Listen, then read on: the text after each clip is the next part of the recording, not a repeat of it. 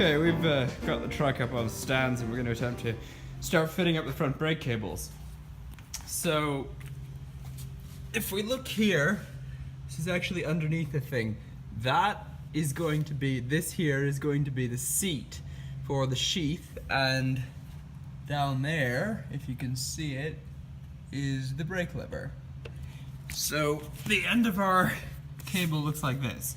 This is the sheath, and that is the sort of puck thing that actually pulls on the brake lever. So we have to make that sheath stick in that little sort of, I don't know what you'd call it, protrusion, and we have to maneuver this thing into that. Slight change of plan. We're actually going to, at least on the right side, use this end of the thing, which has a threaded barrel, 2 bolts, and a much smaller puck at the end. And the reason for this is because all I have to do to fit it through that protrusion or orifice, that thing there, is drill it out a little bit, and then I can bolt it in place. And if I fix some sort of thing onto the end of that, I can get it to stick in the end of the, ow, I bumped my head, brake lever, which is there. On the other side, however, we are going to invert the setup, because this brake assembly already has a slit right there, and this is open, so all I had to do was pop that in there. I'll kind of crimp that a bit, and then just, that works absolutely perfectly, and then we can use the threaded barrel and other stuff to attach to the brake cable here. Now I should explain, the way this is going to work is the brake cable is going to come from there and loop round kind of under the trike and then come up through the floor right there and clamp onto the brake cable, so we can still use this brake light switch, we can still use the pedal, we don't have to build that ridiculous box lever thing that I was thinking of doing up here.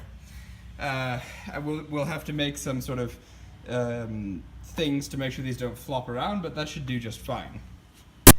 Okay, well I tried the old bolt with a hole in it ploy, you know, clamped down with a bunch of washers and passed the cable through, but the problem is this assembly, because it's all 10mm, is so large that it hit the brake housing assembly thing when the brake was actuated.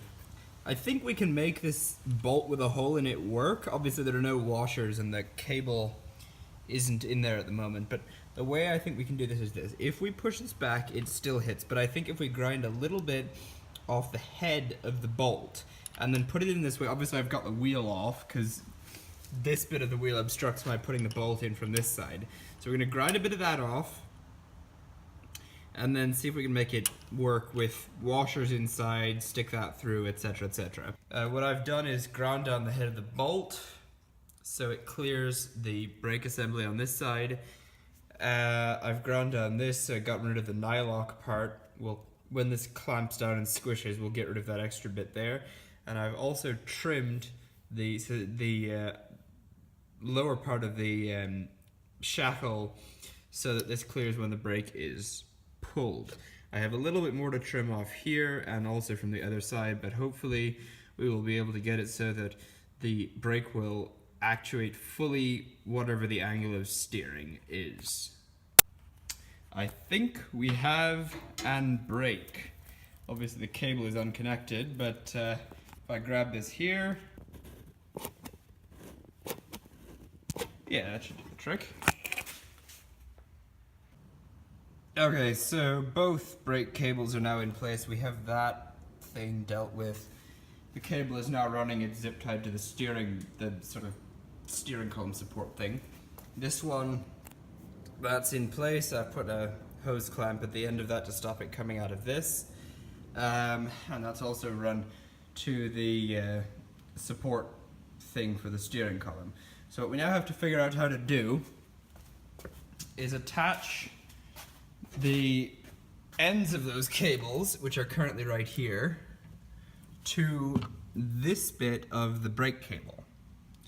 And what I propose to do is loop the cables around under and then drill some sort of angled holes and make a bracket to support the ends of the cables, or I mean the ends of the sheaths rather, and then clamp the cables to this. We'll have to do a bit of adjusting so that they actuate at the same time, meaning, you know, so it doesn't spear off to one side or the other, but I think that should do the trick, and we can keep using the brake light switch, which will be nice because that was rather difficult to make.